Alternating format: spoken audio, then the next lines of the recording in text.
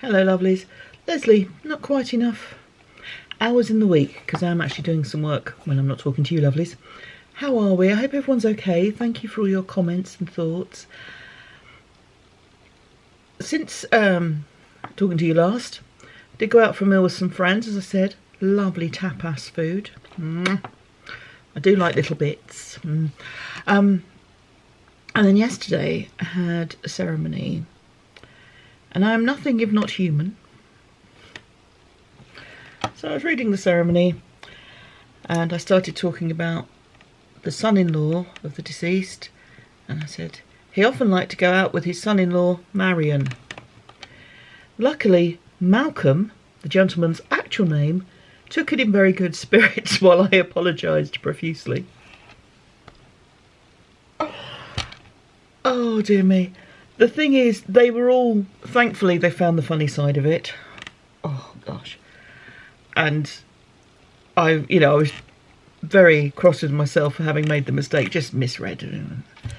And I know from having met this family a couple of times that in years to come they won't remember me from Adam, but he will forever be known as Marion. Oh dear. The joys. Hello lovelies. I've done it again, recorded nothing. It's been a busy week. When himself isn't here, time kind of puts, I have time pressures because I need to walk the dog twice a day, make sure the dog isn't left for too long, that sort of thing. So, excuse me, getting my knitting. So I've been doing stuff, but I've not had sort of the luxury of reflecting and recording and that sort of thing. So, sorry about that. So what week have we had? So Sunday hospital visiting. I went to see the patient, who is more of the same, you know, slow steady progress, thankfully. We had rain on Sunday. We haven't had rain for a while, and there was a lot of spray on the roads, but it was all fine. It was okay. So that was Sunday, which of course meant I was pretty shattered on Monday. So I didn't go to drum practice. Also, I'd got a bit behind with work, so I stayed at home and did some work instead. So, and I know, you know, all work and no play makes Jack a dull boy, or Lesley a podcaster with not much to say, but you got to do what you got to do. So there we go. Tuesday I went to a funeral director's open day. It's a company that has an office in a town a little way from here. I've done ceremonies with them before. They've opened an office more locally, so they laid on a sort of open afternoon with food and opportunity to show their premises to local folks. So that was quite pleasant. Sandwiches were nice. Then Wednesday, it's my printer cooling down, we had face-to-face knit night for the first time since lockdown. There are a few times we've talked about it and then it's never kind of happened, but we had face-to-face knit night. There were 6 of us and it was very pleasant. It was like, oh, I remember you.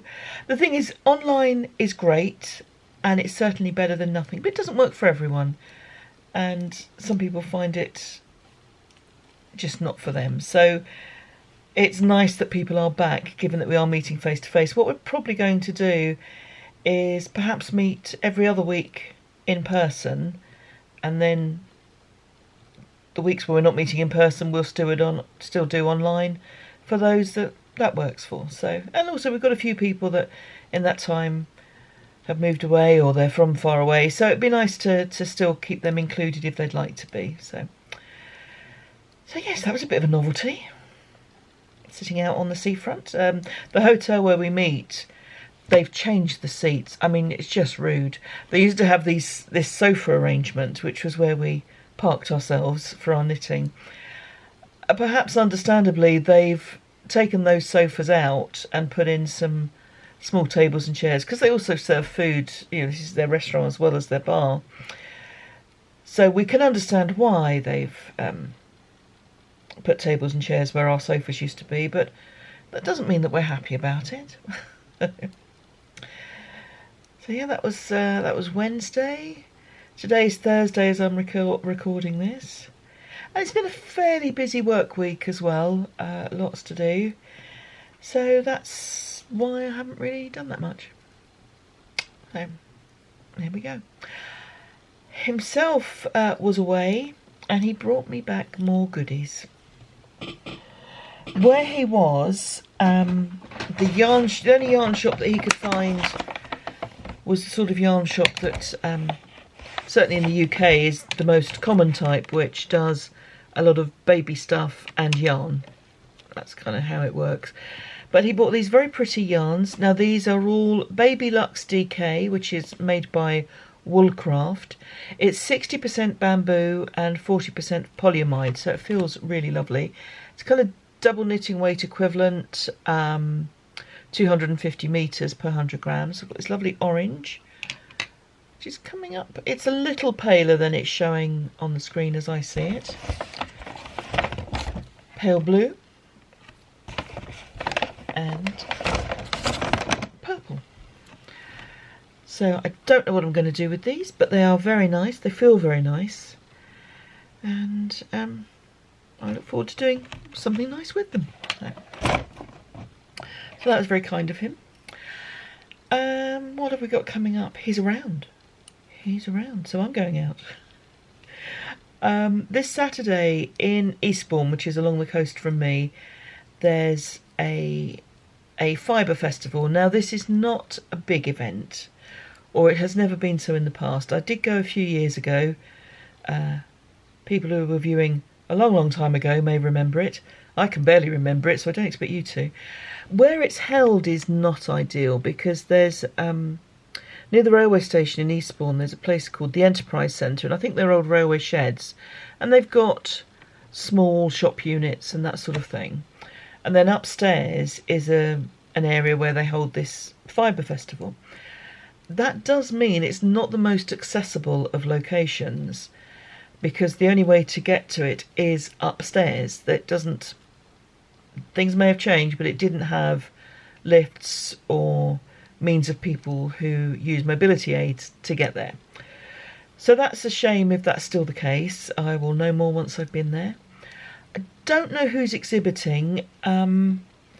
It seems to be textile artists and fibre in its broadest sense. So I think there's an exhibit, there's an opportunity to do a workshop on some felting, needle felting, that sort of thing. But I'll go and have a look. I've been there in the past and bought yarn and bought fibre as well. So there may be something of that nature to pique my interest. I will also, if they do have some yarn there, be looking to buy a prize for the podcast make-along draw, because we're at the end of the first quarter, and so this is the make something for someone else make-along, and I will be drawing the name for a prize, and I'll be picking that up at the Fibre Festival hopefully. So do get your entries in. Actually, by the time you see this, I've probably drawn for this quarter, but there's next quarter, and there's the end of Mal prize as well. So do get your entries in. That's anything you're making for someone else. It's that simple. And it's the only real restriction is it's yarny things. So if you're knitting, crocheting, you may be spinning some yarn to give the yarn to another person, but I'm not including sewing and that sort of thing. You've got to put the boundaries in somewhere, and that's where they are on this one. So, talking of spinning, I have been doing a little bit of spinning every day as I watch Barbara from the Flame and Fibre podcast.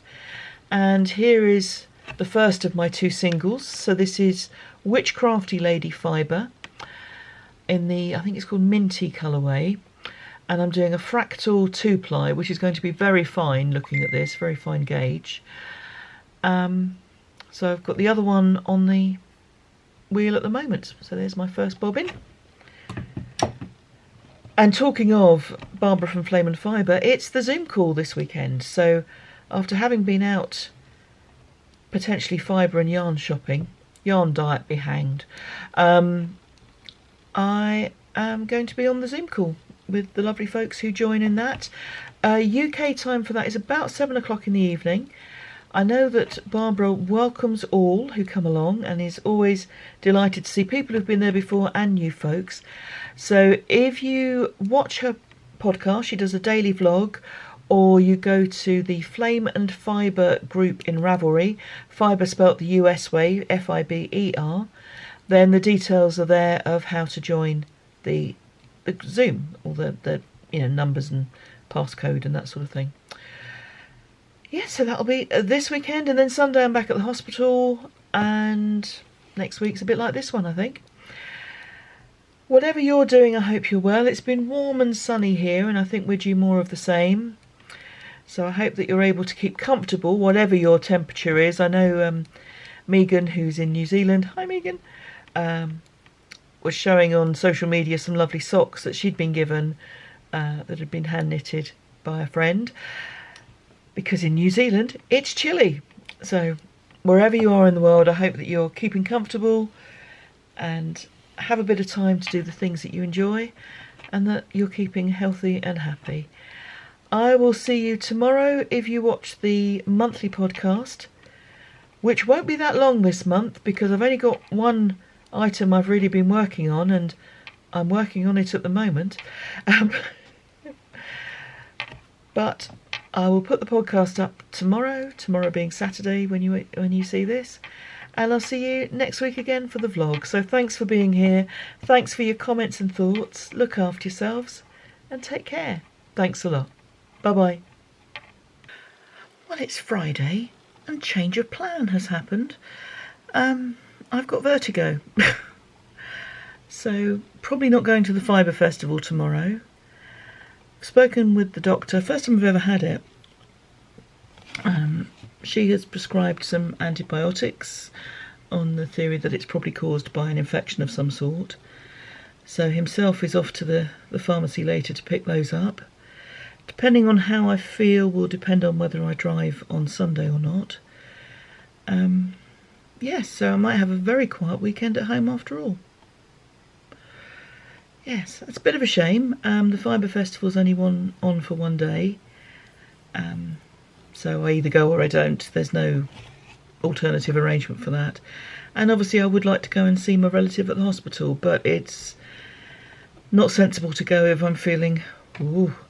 So, technical term, obviously. So yes, that's thrown a spanner in the works. But these things are sent to try us. Hope you're all okay, and to keep us all smiling, here's some footage of the dog. Take care.